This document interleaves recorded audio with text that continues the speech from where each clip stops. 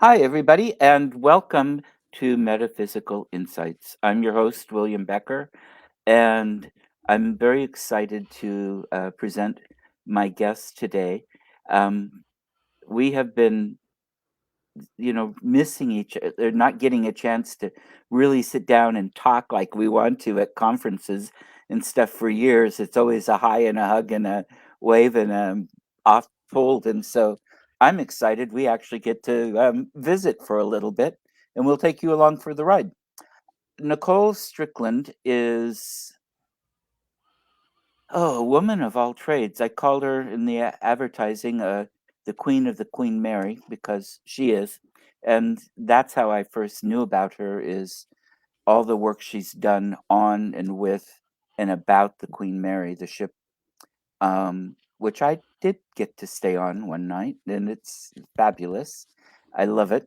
It's like, well, I could move in here with a little bit larger stateroom, and uh, she's got several books out. She's got her own shows that she does, research with the paranormal, all kinds of things, and we'll let her tell you more about it. But Nicole, welcome. Thank you so much for having me. I know it's true, right? Like whenever I see you, it's like, "Oh, hey, how are you doing?" Uh Hug, huh. and then that's it. It sucks. So here we Yeah, are. It's so good to see you and see your face and chat with you. So this is awesome. I've been looking forward to it all week. So yeah, me too. And it's and shoot with the with COVID, and then neither one of us can make it to the conferences always. It's I know been it's it's been since crazy. pre-COVID since we've been in the same room together. I know. I think, gosh, 2000, I want to say 2008. Was it 18? No, I think it was 18 or 19 Oregon Ghost Conference. It's like, Probably whoa, it's 19. 2022 now. What's going on? Yeah, I don't know if there was one in yeah, because 2020 didn't happen, did it? That was COVID. No, no, and I'm so glad that, Rocky and the crew were able to put it on last Mhm. year. So it's, Yeah, this has been a rough, rough time for people. it has. Yeah, I'm impressed. The conference has survived. It was fun this year. We had a pretty good turnout. Um, Amazing. the year before he was down there, I went down in 2021 and helped give live tours, but everything else was virtual, the Right. classes and everything. And there are some advantages to that. You get some people that can attend that couldn't otherwise. Um, Exactly. and it certainly saves a hotel bill at the height of spring break. but Yeah, totally. Totally. My goodness. so I'm pleased. And Port Gamble's coming up, which is always Peter Bea does such a fantastic job. I love that conference. Oh yeah. Um, Yeah. and I mean, you've got both are amazing. Just amazing. the OC one.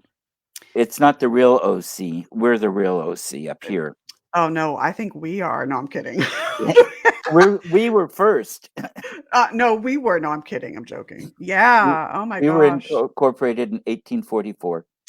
Yes, yes, that is true. That is true. Okay, I'll give it to you. No, I'm kidding. Okay. Yeah, I love it. you were still part of Mexico. Yes, we were. Yes, Mhm. we were.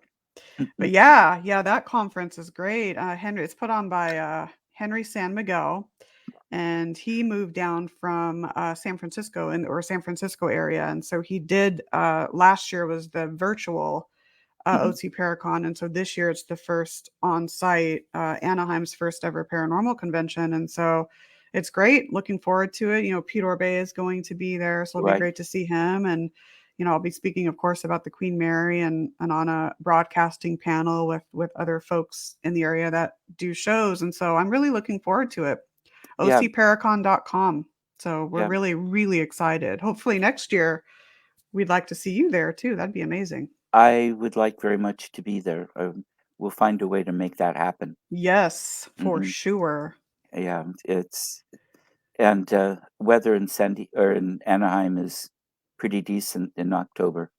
It is, yes, except for the sometimes with those Santa Anas, you get the cool nights with some breezes, but then in the day it's super hot. Like last weekend, we had the most insane hot spell in San Diego, like for about 5 to 7 days. It was insane here. It Yeah, was stressing our power grids and everything, so my sister lives a little north and east of LA, and Oh, yeah. yeah, She was and affected too. Yeah, yeah, I love fall though. This time of year, September through December, I would say are my favorite months of the year.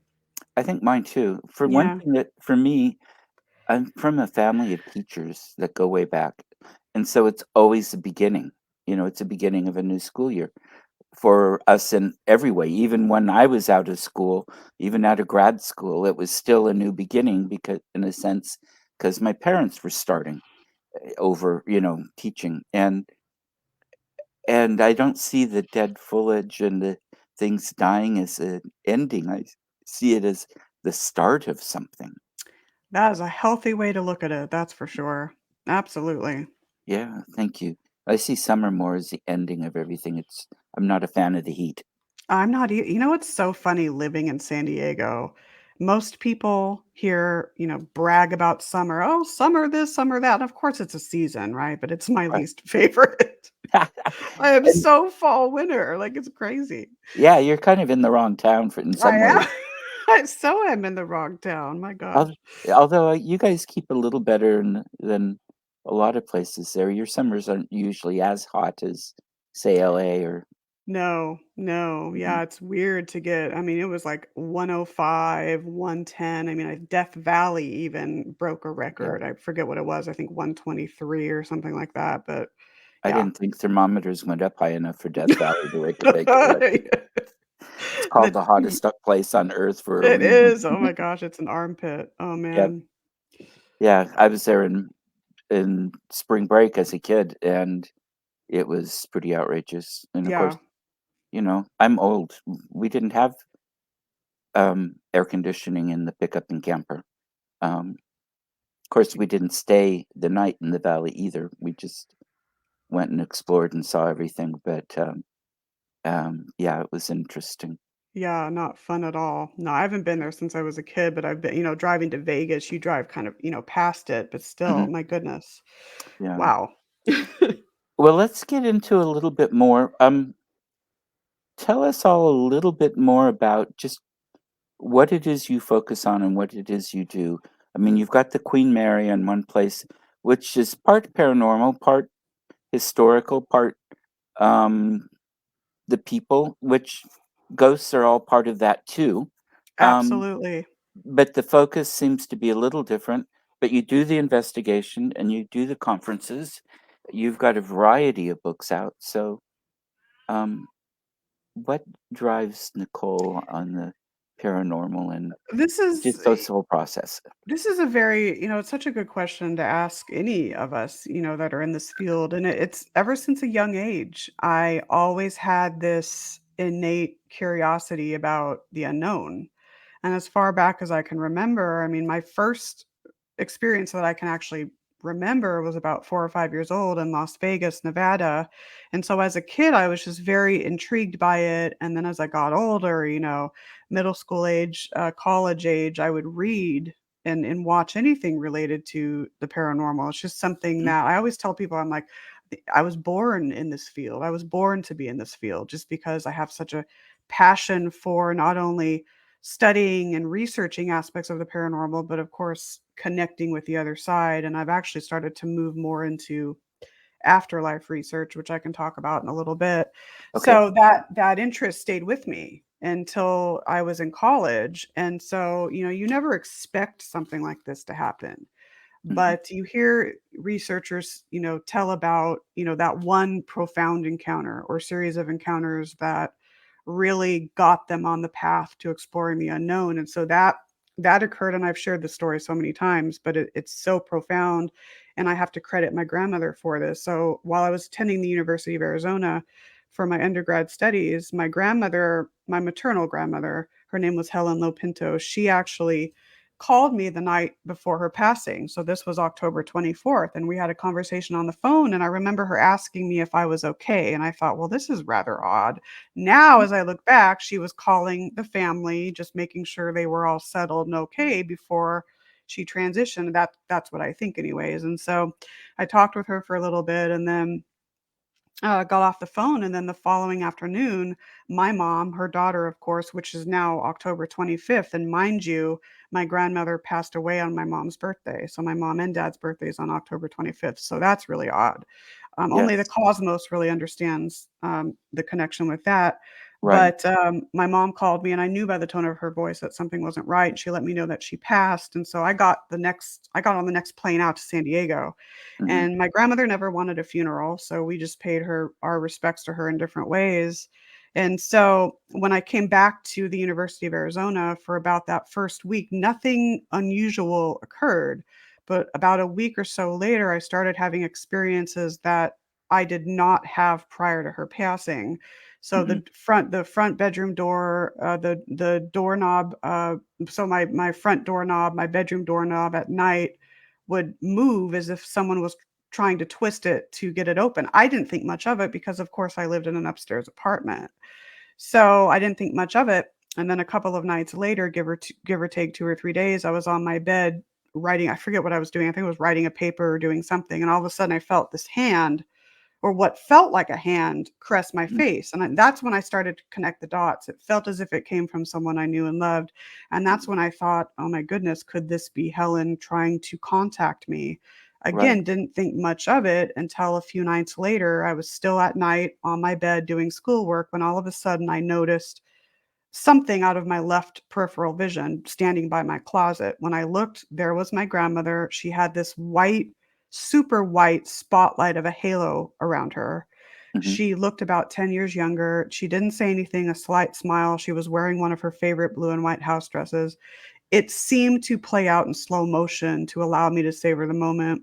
Of course, it only lasted about a second or less. Right. That's when I connected the dots and I said, "My goodness, my grandmother's coming through." Now I thought, Mhm. "Okay, could this be a bereavement hallucination?" It's been suggested that a death spirit was responsible for imitating my grandmother, therefore it wasn't really her. All when you know something and you innately know it, you just have to follow your heart. I knew Right. for whatever reason that she made contact with me, and she knew before I knew that I had a passion for this and that I could connect with the other side. And so I then, after that experience, got on the phone with my mom, told her about it. My parents have always been very supportive. And Okay. we told Helen, we said, you're free to go. You're not, you don't have to remain here. You're free to move on. And I do believe she's spirit. I do believe that she has moved on, but she just, for whatever reason, came to me. And I Mhm. credit her with getting me on this path because I don't know if I would have without that experience. I mean, I can't really say, and it's just it's something that you never plan. It just came to be as it was supposed to, just with the Mhm. synchronicities of life. And for these past 20 plus years, I've been exploring the paranormal, and I have worked with various Southern California teams. And then in 2009, I founded the San Diego Paranormal Research Society, and we specialize more in the ghost haunting spirit side of things as opposed to cryptozoology or ufology, for example. So Right. we've conducted a lot of investigations and or case studies at many historic places in San Diego and beyond, and private homes and businesses. And we Mhm. like to share our passion for this and what we know. I don't believe there are really experts in this field. We're more or less specialists, but we Mhm. share our passion, and we offer classes for those interested in wanting to learn about the paranormal. I love to present like you, so I offer various different, lecture presentation topics on it, and it's just something. It's hard to put in words, but there's a love there. There. I keep coming back to the word passion. There's a passion Right. there to explore this, and it's for me, when I started, I was so excited when I got an EVP or when I saw this, ghost photograph. I was just super excited. Now, even though I still am excited to get that type of evidence, it's now more of the connection that we have with the afterlife, the connection that Mm. we can make with those who walk the land before us. And that's what drives me, is to have that connection. I believe that the afterlife, spirit world, whatever you want to call it, can really help us in many ways. And there's this very symbolic, I guess, connection between both worlds. And that's something that really drives me in the work that I Mhm. do. So Fantastic. Now, would you consider yourself to be a medium or a psychic? It's one of those things. I have not ever classified myself that, meaning I've never come out as that, but Mhm. especially in this work, I've always known at a young age, based on numerous experiences, that I was innately intuitive. I think all people are, just some people are more Right, open to it, some people are more tapped into it, are more practiced at it. I've always known that. Even my grandmother Helen, she used to say that she was born with a veil over her head. So there's something there that passed down the maternal line. right. So I would say yes, I am. I just have never really come out as that because I don't know why I haven't. Maybe I should, but as I've been involved in this field, I realized more and more the innate gifts that I Mhm. have, and that pretty much everyone has. But it's Right. almost it's like staring me out in the face almost, and so Mhm. maybe one day I'll come out as it. It's just rather odd all these years. "Oh, by the way, I'm a psychic medium." I would wanna do it in a way that tells a story because it is amazing to be able to connect and realize those that Mhm. your own innate intuitive powers, so, Yeah, yeah. and So, I can channel. I can definitely, communicate with the other side. excellent, excellent. Yeah, and I think you're right too. It's a certain amount of this, I think, is part of what kept us from getting eaten by saber-toothed tigers and avoided being conked on the head by other, Paleolithic or Mesolithic tribes or Neanderthals or whichever group of, human lines that didn't live on, totally. Some of it lives on because there was interbreeding, but, Right. um, I think it was part of our survival, and Oh, yeah. it still can be. Um, no, I'm not gonna take that. I know this is the way I usually go, but for some reason it doesn't feel right today. I'm gonna go this way. And you might not even hear of anything happened, but your car in that place when it would have been there may have caused something to happen, Absolutely. and it didn't Absolutely. happen because you weren't there. And, uh, and you hear about people all the time that, "Oh, I was gonna do this, but something happened. I was a minute late getting out of the house," which is what kept them from being the T-bone car instead of somebody else or whatever. And, um, kinda sucks for the guy that actually got T-boned, but, um, there's so much world that's the wrong word. There's so much reality out there that isn't available to our 5 senses. Oh, without a doubt. And that's Without a part of doubt. what I love about developing my other senses and teaching others people to do it, because then, what you can see and what you can experience and communicate and where you can start to see yourself how in the larger picture, not just and I don't mean that this is not good enough, or insignificant, but not just our three-dimensional world that we're aware of, but all the rest of it, or Oh, yes. and pieces of the rest of it. I don't think we get all the rest of it, but enough to know, expand and know there's so much more. And that makes the excitement to keep living and exploring. And for me anyway. No, I relate to that, and absolutely, completely relate to that. And when you have that uh, I guess in many ways it can be an epiphany or just something that you've known for Hmm. many years. There's so much more out there, like you said, and that's I think the drive and the desire to explore that I think is a common denominator among many of us in the Right. field, whether Hmm. it's metaphysical or various aspects of the paranormal and psychic mediumship. It's just that drive and to make that connection with others, even Hmm. those from beyond. So Yeah. Well, I'm only half joking when I say only guys that are asking me out for dates have been dead for 100 years. So, God, I love it. yeah. So, uh, anyway, we got to keep a sense of humor in this field too. Oh my God, don't we ever, please. Yes. Oh my Mhm. gosh, totally. Now, how did you get involved with the Queen Mary? Oh gosh, again, one of those things that you never would have, you never would imagine. I mean, I didn't even know what the Queen Mary was back in like before 2000, the year 2000. It's a So, long ways away from you. California's a long state, and it's in the middle, and you're at the bottom.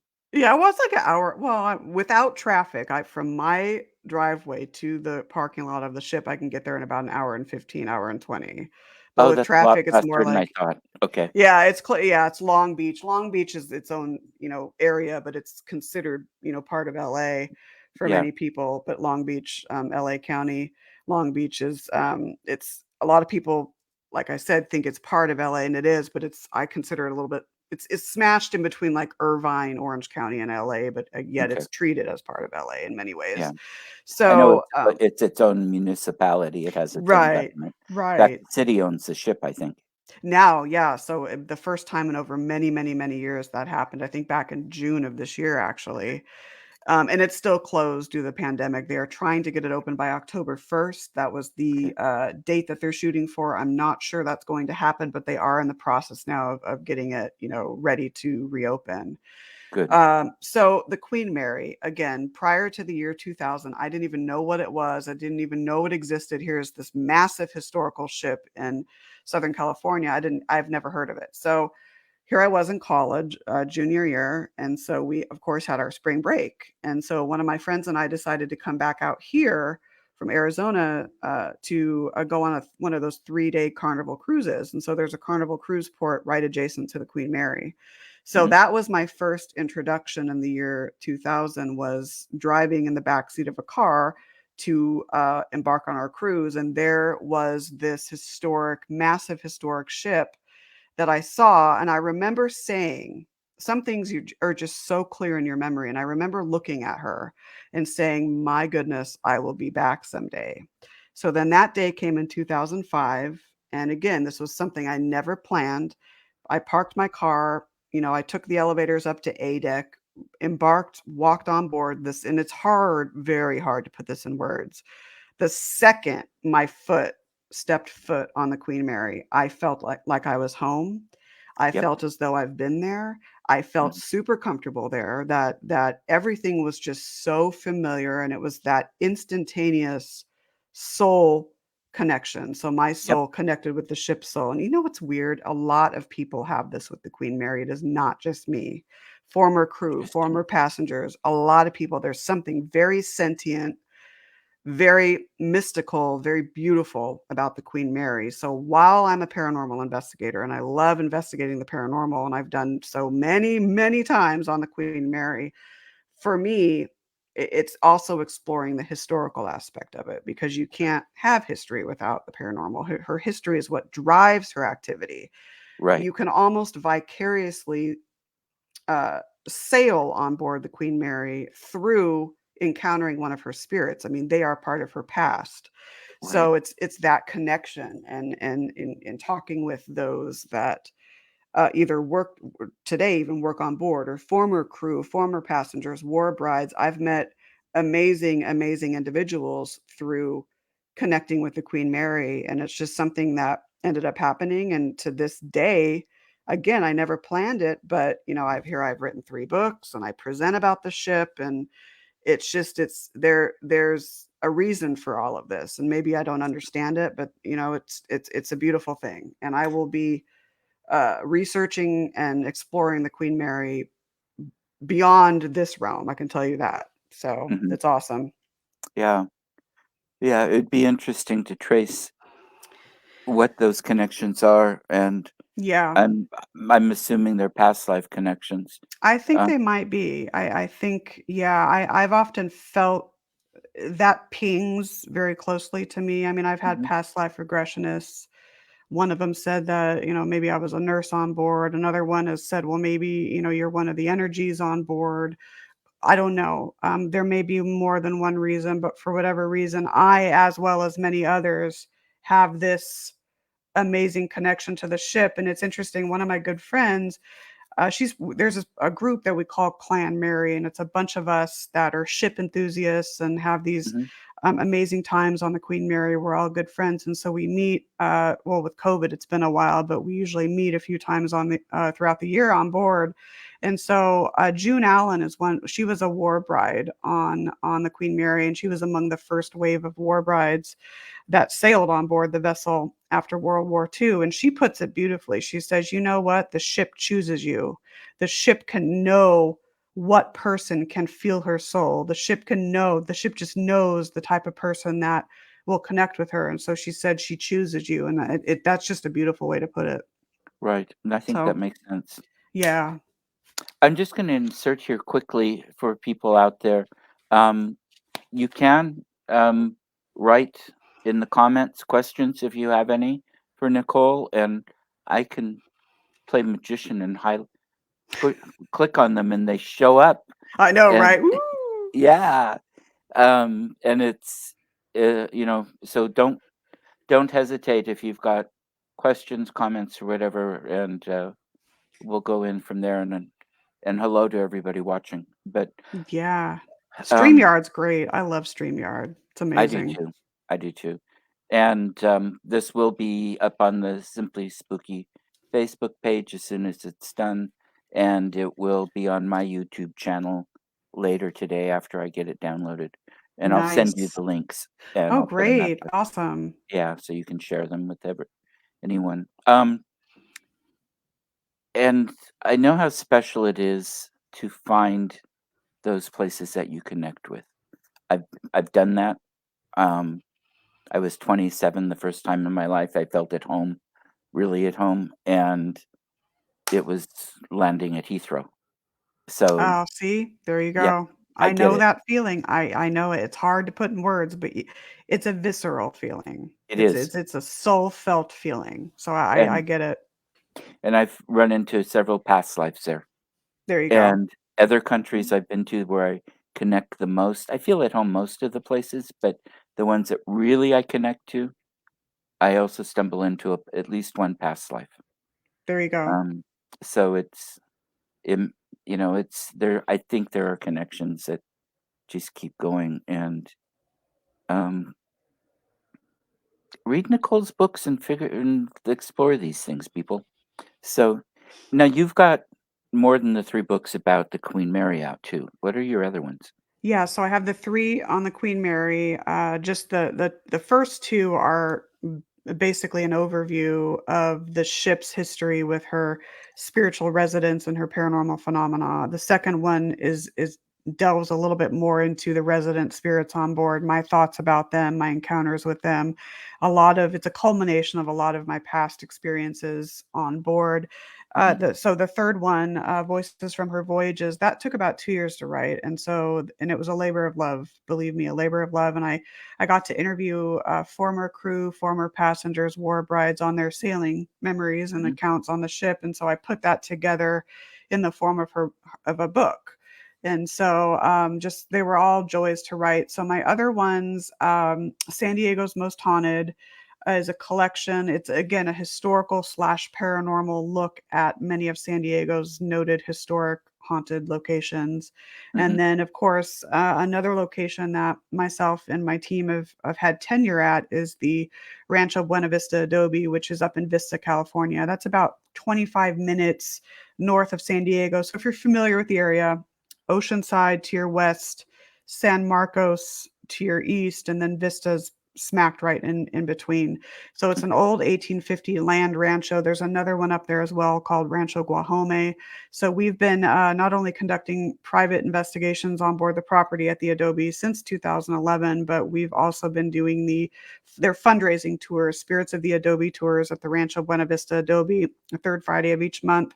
Gives visitors a look at the history of the property, and then we run it like an investigation, and we take people through the property, and we do like a dowsing, divining rod session in the kitchen. We do a ghost box, spirit box session in the mayor domo room, and then of course a live a collective EVP session in the sala. It's a beautiful, beautiful location. So myself and then my dear friend co-director Ali and I pretty much wrote it, but she contributed to it in many ways. So she's on the cover as well.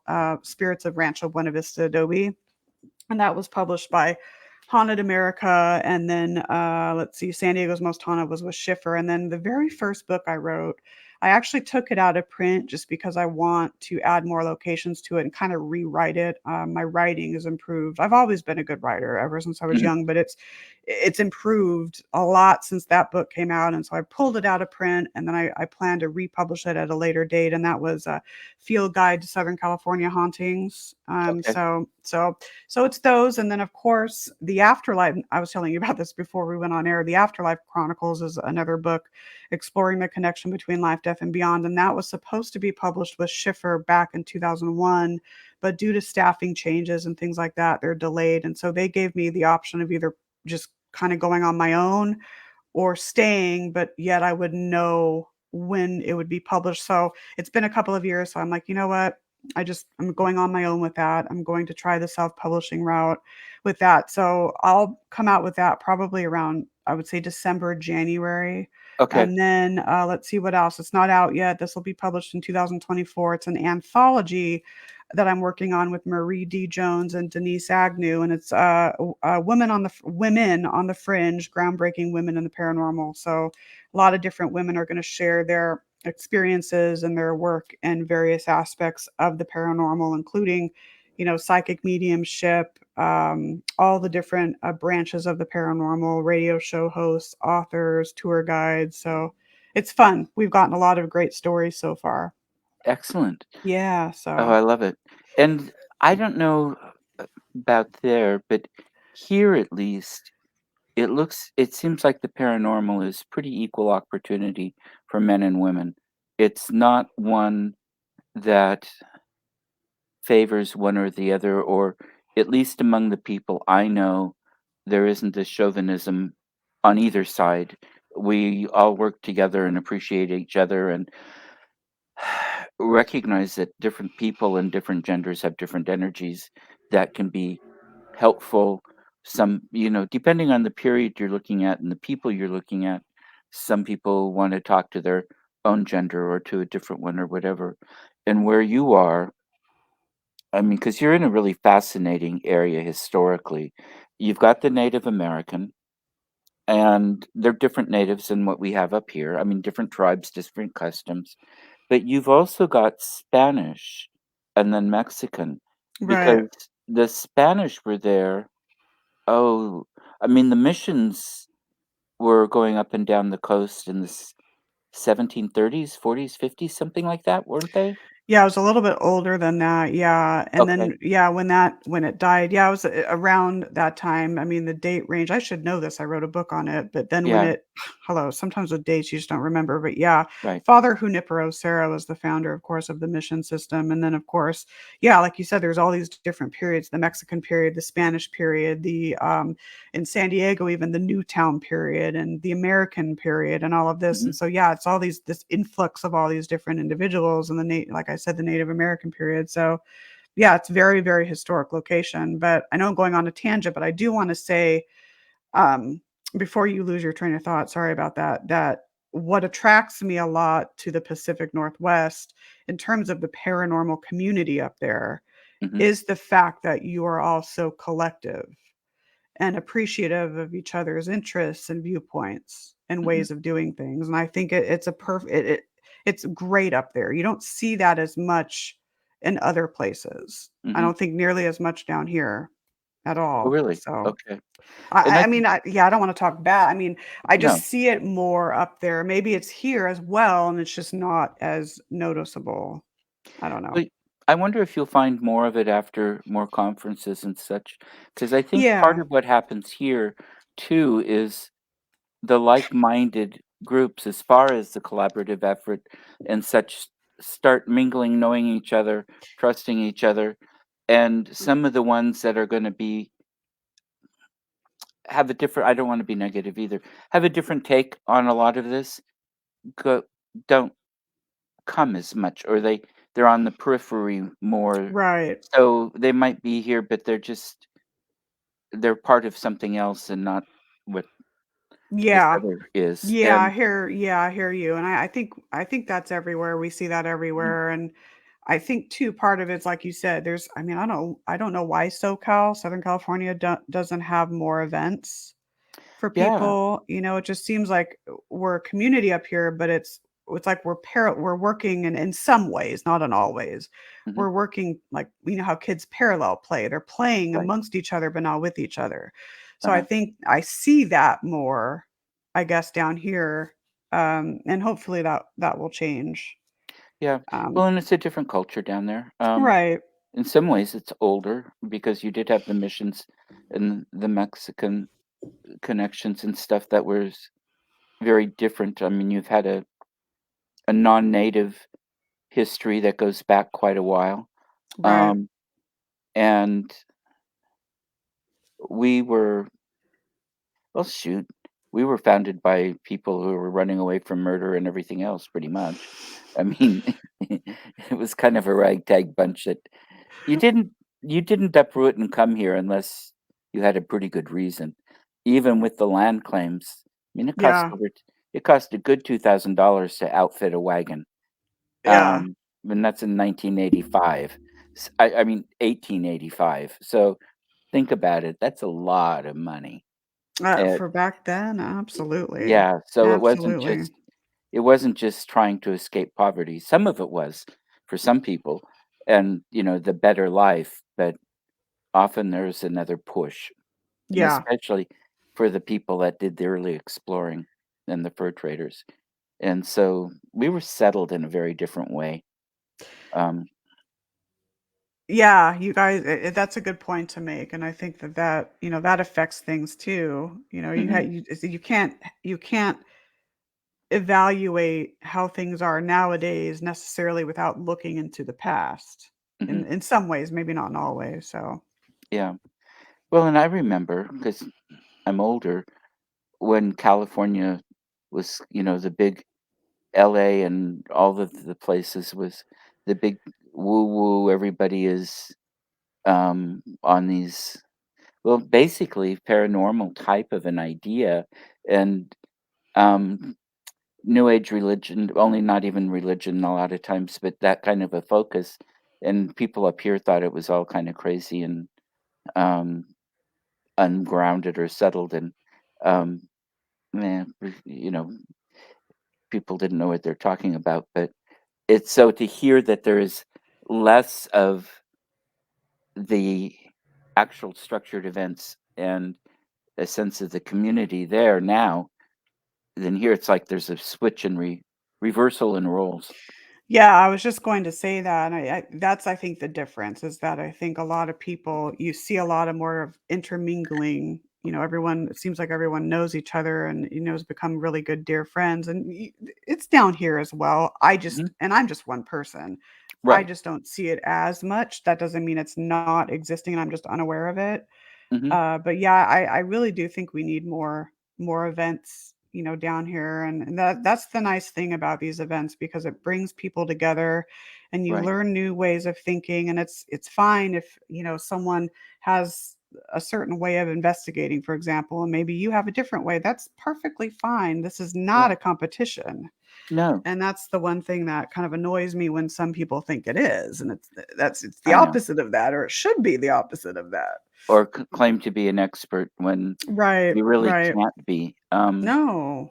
Exactly. I mean, for me, there are a few rules that I have, mostly going about respect, Yes. for both the Yes. living and the dead and the property and certain things, and for whatever entities are there.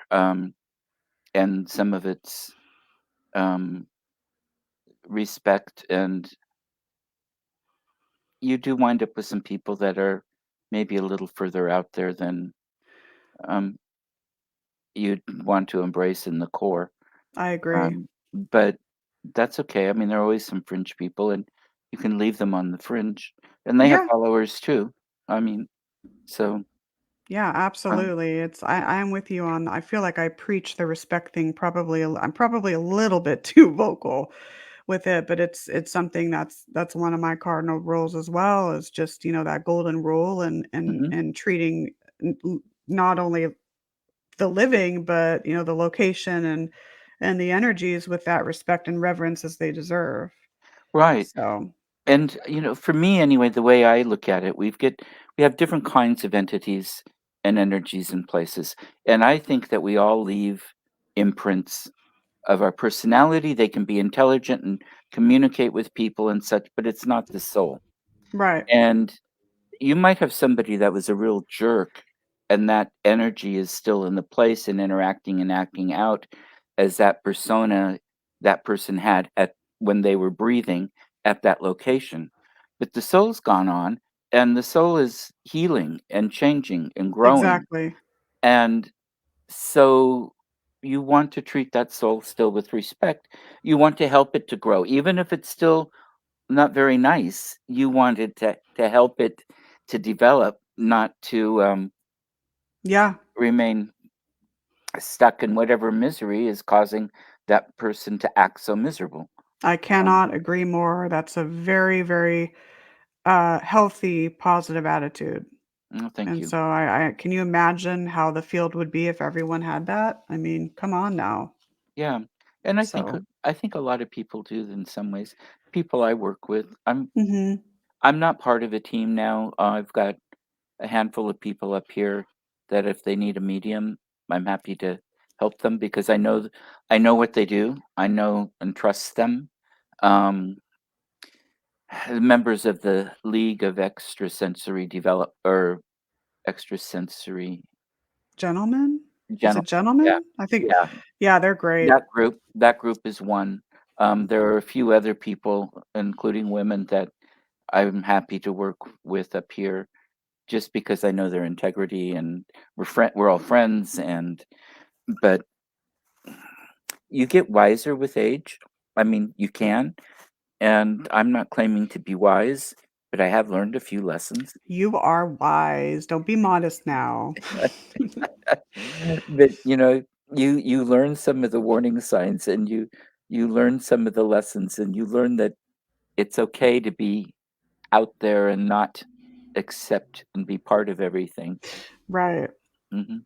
Absolutely.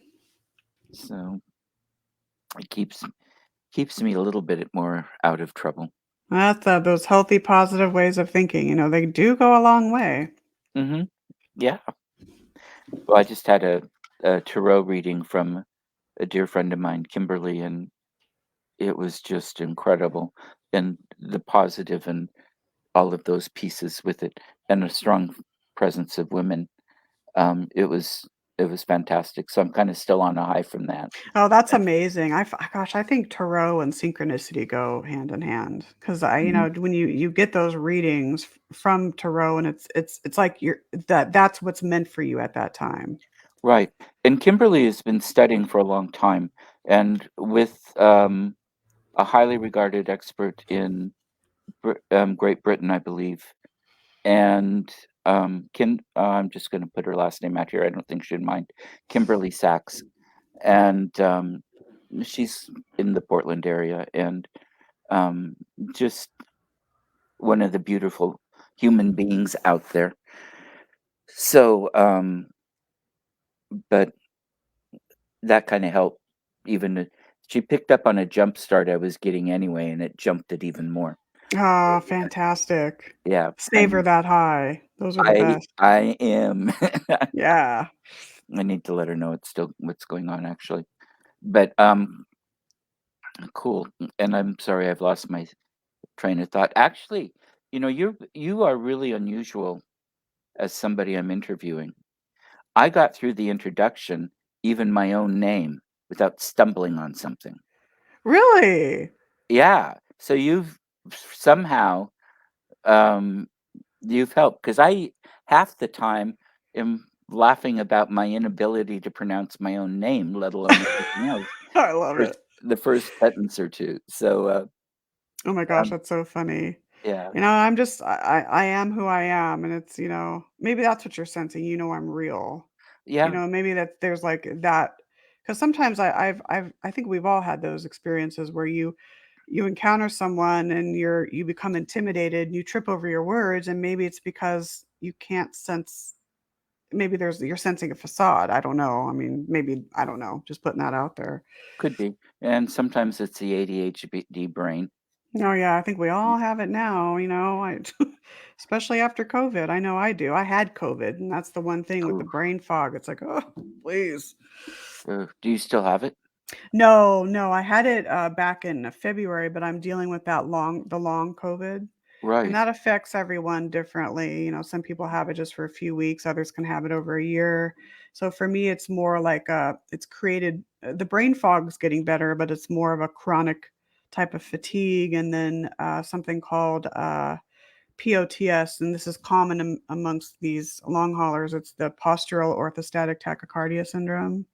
So where you like get up and then your heart rate jumps up, 30 or Oh, more beats. So, and they think it's the autonomic nervous system. So it's just a matter of kind of just living, kind of de-stressing and making sure you have enough salt in your diet, things like that. So okay. yeah, Yeah. I don't let It's it get me down. no. Well, and you sound functioning and together and focused and very well grounded. Oh, thank you. Last night because I co-host on the Voices Radio with Todd Bates, and it was the because he we took a hiatus for a while, and last night was the debut episode of the return, and I missed it just because I just was not feeling well. So I had to, I felt bad, but here I am today. So Good. Good. yeah. I'm glad you're better and I'm glad you were able to make it. Yes, me Yeah. too. Yeah. Now, how do people reach out and get a hold of you? Let me type Sure. here or reach or get your books or whatever. Is there a website or is there Yeah, different ways. So, like, if someone wants us to maybe conduct an investigation, mhm, they usually contact. It's either word of mouth or they find our site and then they contact us through email. We of course have them fill out, a standard questionnaire, and then once we mhm, receive that, then we start the process of the phone interviews, which can lead into, and sometimes it's just a matter of it doesn't not everything leads into an investigation, but if it mhm, does, then we'll move on to like a walkthrough of the property, more extensive interviewing and things like that. So it's usually done through our website, San Diego paranormalresearch.com, or just they contact me through email and then we refer them there. In terms of books, my goodness, Amazon, Barnes and Noble, on my website, author NicoleStrickland.com, when you go to this individual book pages for each of the books, and so when you click on those, there's different ways people can order. Amazon's really popular, Barnes and Noble, sometimes Walmart, Target, Book Depository, Books a Million. A lot of those online okay. retailers. Or let's see, Is this the right did I type it right for the website? San Diego's Diego, but other than that, it's fine. Oh, well, Yeah, let don't me don't get worry the about it. Yeah, no, don't worry about it. Um, but yeah, that's pretty much it with the books. Or like if you do conferences or if you mhm, present, you have some hard copies on hand and people can get them that way as well. okay. So yeah. And then social media, of course, Instagram, author Nicole Strickland, Twitter, let's see, SDPRS Nicole. I'm on Facebook. Uh, Afterlife Chronicles is at Afterlife Chronicles and Beyond. Author Nicole Strickland there as well. We have SDPRS is on Facebook, just facebook.com/ our acronym SDPRS. So it's pretty much that. I am not on TikTok though. A lot of people are like, why aren't you on TikTok? I am not. I don't know. I have not done that yet. Are you on I TikTok? I'm not on TikTok. I'm not. I'm not either. I Woo. have Instagram and Twitter Yeah. because I can connect Instagram to Twitter and Facebook Yeah. and to my Para Insights site on Facebook Right. and post once to get all the rest, and then I can go into Facebook and share that post onto my personal news feed as well, Yeah. and, things like that, but I just and I don't go open Twitter and check much because it's usually just full of commercials. I know, me too. I'm the same way. I use Facebook and Instagram more, but then Mhm, again, I'm not one of these. I don't use social media that much. I've just never. I don't know. I go in spurts. where You're I can smart. post a lot, and then I need a break. I Yeah, need sometimes just to not go on it. yeah. So, I get breaks sometimes too, but yeah. I get sucked into it sometimes, the tunnel vision Yeah. of brain Yeah, no, me and, just scrolling and it's like, "What am I doing this for? This is a total waste of time." Yeah, And I get I'll yes, read a me book, too. you know, Yeah. but Oh, man. mm, so and my personal page is mine, and Yeah. it'll have all the paranormal and business stuff as well, but it also has news articles I share and all the rest of it, so if people aren't interested in that part, don't look at it. Um, No, it's good. I I love it. yeah, thank you, and then Para Insights is the one that you're not gonna get any of my personal political ideas or any other, um, Yeah, yeah. other stuff on it. I keep the those pages just for, the professional work or an And that's occasional smart. joke, you know? Yeah, that's smart. My dad, I love my dad so much, but his personal, I mean, he just all political stuff. It's like, oh, we tell him, we're like, stop it, just stop it. It's just that, but I love my dad. He's amazing, but oh my gosh, it's like you can't every post it seems to be some sort of meme, political meme or whatever, but that's him. So Yeah, for me, it's more sharing news stories yeah. from, The Guardian or the Wall Street Journal or, Washington Post or Al Jazeera English or Mother Jones or, something, Yeah. and maybe a comment or something on it, but, yeah, I don't even know how to make a meme. They're not that hard. I mean, sometimes I get sucked into those too, because I mean, Okay. and then I'm like you, it's like, wait, what? Like 20 minutes have gone by and I could have done this? Mhm. And had more fun. Yeah. Uh-huh. Well, what is I guess what is your most rewarding experience in this journey? I mean, it can be an investigation, an interaction, a book, what you're learning. I mean, it can be anything. Oh my goodness. I think there are so many Mhm, there, but the ones where we've helped people connect with their departed loved ones, or mhm, situations where through our investigation maybe we acquired something like an audio clip, for example, and we've let that homeowner listen to it, and they just react so positively to it, and they say something like, oh my gosh, that's definitely my grandfather, or absolutely, like, oh my gosh, without a doubt, that's him, my grandmother, my grandfather. And so ha- having them helping them not having them but helping them connect with their departed loved ones, I think is one.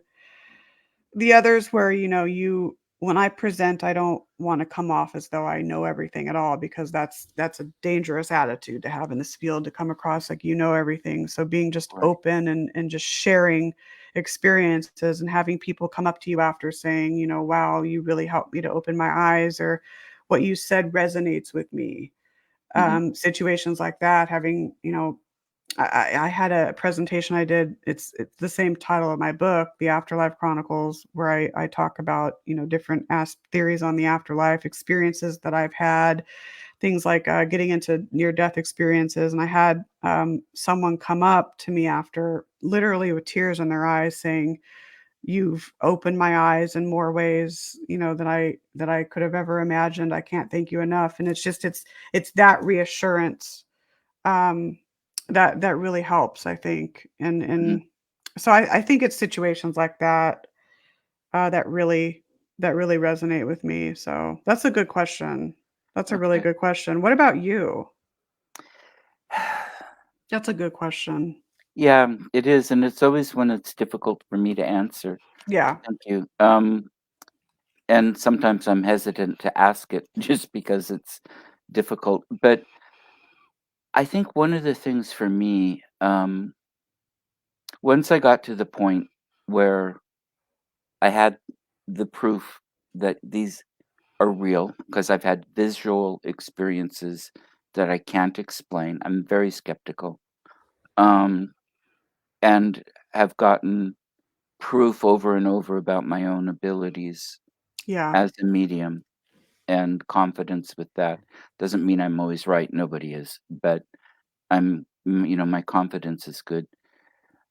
Helping people and I love it when I can see the aha moment in a student Yes. and Yes. they have Yes. something that just really knocks them off their socks because it's so different than anything they've experienced before. Last month's class, I have a class every once a month at Coffee Rush in Oregon City. And last month there was a gentleman that had that happen to him, and it Oh, just, wow. it makes my week. But the other thing mostly, or even more maybe, is I'm a little selfish, I guess. I love the interaction with the entities. I want to hear them and interact and know their stories, anything they want to tell me. And I love my bachelor's degree is history. My master's is different, but history is a love since I could open the pages of a National Geographic. And I've gotten to go to some of the places that I wanted to go to since I was that age, not all of them Wow. yet. And to go to these places and watch the artist chiseling the reliefs in the tombs and the scribes painting the reliefs, King Tut showing me himself sitting up, his soul sitting up out of Wow. his mummy, things like that, and connecting then to that larger reality and that larger world just helps take me. There's so much more to explore and there's so much more Yeah. that's interesting, and it keeps me motivated and kind of thriving in a sense, at least in some level that way. That's just absolutely, utterly beautiful. Oh, And thank I'd have to agree for me too. It's that connection with the you. Mhm. energies and getting to know their story. For Yeah. example, like, there's times on the Queen Mary where I'll go and I've heard, my name being called when no one's around, and Right. I've heard, like, "Nicole's here," and it's like I'm looking around like there's no one. It's like, they know me so well, you Mhm, know what I mean? And it's just that, like you said, that connection with the mhm, energies and learning about their story and even offering assistance perhaps in some way or another. Maybe we help them in ways we don't know and vice versa. I think they mhm. can help us understand things. Yes, So and that and they do, and including yeah. the more of the different levels. I'm working more and more not to have boxes and definitions Yes. because Yes. I don't like them on me, but on the others too, and there are too many nuances, Yeah. and once the label's put on it, it's got a rigid description, and I just don't find that to be reality I don't in either, and any that's level. yeah, Mhm, I can't agree more, and I talk about that too on, we ascribe these labels to these spirits. Okay, that's a ghost, that's an earthbound, that's a this, that's a that, and it's like I think sometimes are we doing that too prematurely? Are we really that accurate?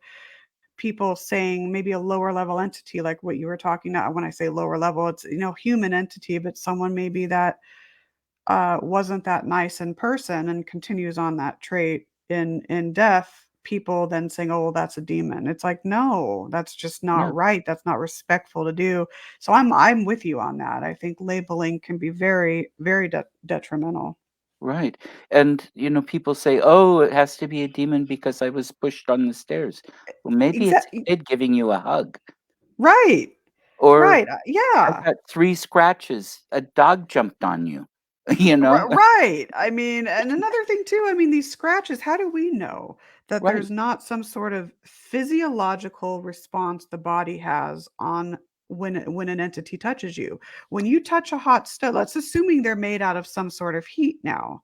When you Mhm. touch a hot stove, you're going to get a red mark. You're going to get a Right. red mark on your skin. You're going to get a burn. So let's say you get a red mark and it resembles scratches. You're assuming, okay, an entity scratched me. You're assuming that entity wants to harm you, and then there you go with that label, and that's not accurate. Maybe Right. it is in rare cases, but for the most part, no. So I'm Yeah. with you on that, big time. I'm not a believer in demons or trap souls, I'm and not I either. know I get Mm-mm. a lot of people disagree with me, and that's okay. But, Me too. my I'm the same experience way. Yep, I'm the And same way. I hadn't thought about the reaction to a touch like that, but people have all kinds of skin issues sometimes. And when I had many, many years, my sister did too, where we'd get the picture writing type of Yeah, thing. And if you've got anything like that, it's not that we had rashes or itching or anything else. It's just that we could draw on ourselves. And there had been other issues at some point. And so maybe that's what it is. Or sensitive skin that breaks into a rash kind of easily. exactly. That looks like it's Exactly. great. Yeah, So, I I think we need to examine more what the living realm is doing in terms of maybe causing and or contributing to this activity as well. And yeah, in that is, I mean, is it I think a lot of the times in terms of the whole demon thing, because I'm like you, I don't believe in them either. How much of an alleged demonic encounter is actually some sort of tulpa, some sort of negative thought projection, some sort of influence that that person has had from society. Therefore, okay, well, that's absolutely a demon because of X, Y, and Z, when in right, fact it's not really that at all. right. So, Sometimes psychology is part of the issue. yes, it is. Well, and at times too, I mean, just in my own work with clients, I make it very clear that I'm not a doctor or a psychologist or a lawyer or anything along those lines. I have absolutely no qualifications or credentials or ability to diagnose or do whatever, but I will at times encourage getting um, some opinion and maybe treatment from medical professionals because of what I see and reactions. And because a lot of times the energy in the house creates the entity that creates the problem. Yeah, absolutely. And if it's not being created, it's being attracted because of that. And then it feeds off of it. So it makes more of the same to feed off of. And you have to change that energy in the house, and the problem goes away. And sometimes you can do that easily, and sometimes it takes working on your own inner demons. And a That's friend of so mine says true. we all have our own bag of rocks, and it's true. We do, Yeah, without a doubt. Yep. and it's important to recognize that and do the work needed to help work through those things. So, and again, Yeah, I'm not. that's vital. That's so vital, Mhm, and, it's very easy to blame situations on external things when, it's important to look within and first mhm, say, "Okay, what's going on with me? How could I maybe be contributing to this?" So, right. but not everyone is willing to, and I get it. Yeah, it's not I get always it. fun. Yeah, it's You have not. you have to be willing to do some work and shed a few tears as well as have a few laughs. Yeah. Um, and when you're caught up in the moment, it can be easy to forget and overlook doing something like that. Um, but I think it's an important piece of putting the whole analysis together. And again, making sure people know that we aren't qualified in these fields. I don't think you have a PhD in psychology or an MD. Um, No. I I don't know what your degrees are, but I know they're not those. No, no, my undergrad's in media and journalism, and then my master's is in counseling. But again, I Okay. mean, that's not, I'm not a medical doctor, Mhm. no, not at all. So, Yeah, you could do the counseling part, but not the yeah. prescriptive part. Yeah, no, yeah, exactly. Yeah. And, well, that's a step up from what I have because my bachelor's is history, my master's is public administration.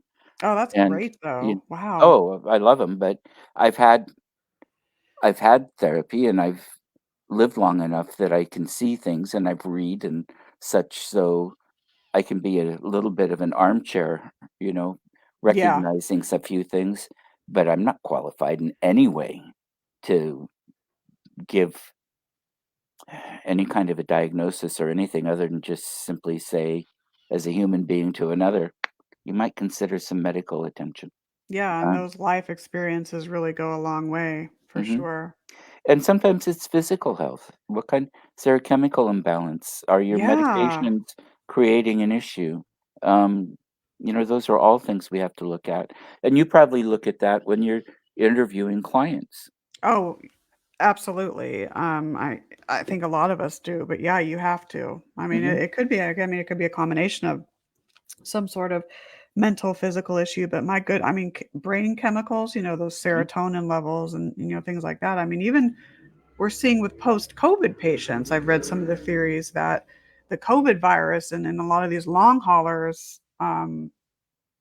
Research is saying, well, maybe there's some sort of chemical imbalance or slight inflammation in the brain. So you have to look at that Right. and look at all these different levels and maybe seeing, okay, well, maybe this is causing this or this is contributing to that.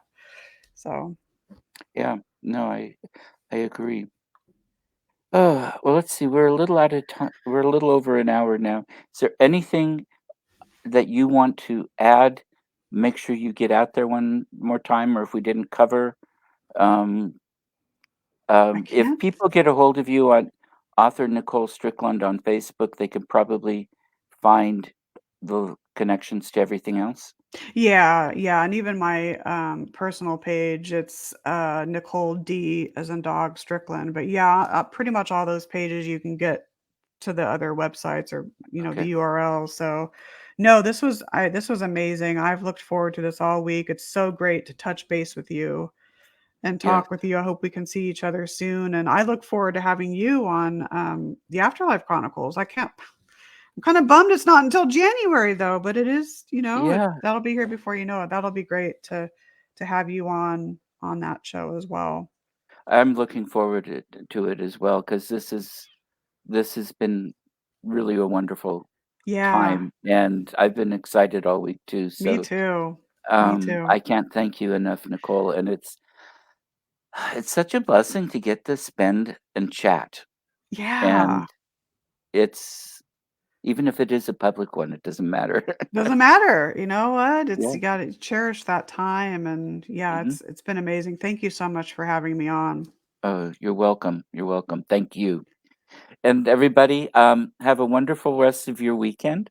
And we'll see you soon. Okay. Bye bye.